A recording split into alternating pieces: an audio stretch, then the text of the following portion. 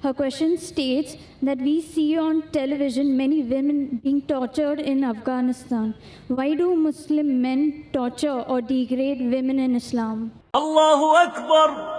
Allahu Akbar! Sister asked the question that we see on the television, that Afghanistan, Muslim men are torturing women.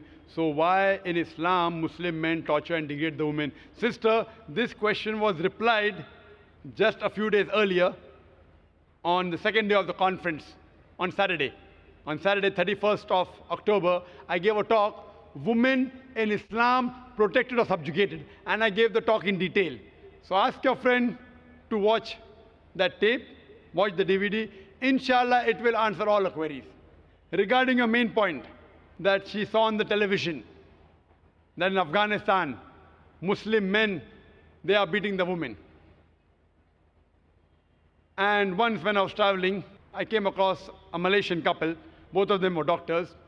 They said that they spent more than a month in Afghanistan.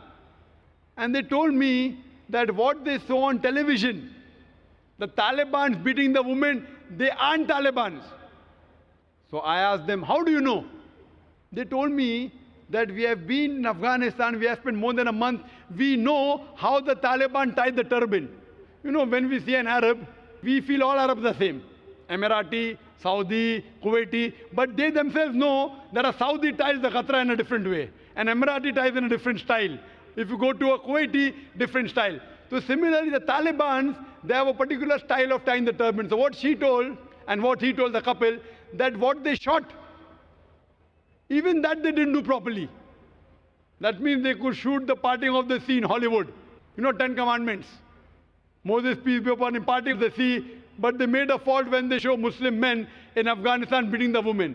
So therefore the Quran says in Surah Hujurat, chapter number 49, verse number 6, whenever you get information, you check it up before you pass it on to the third person.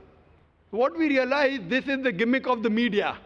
And in the last conference, 2008, my last talk was Media and Islam, War or Peace.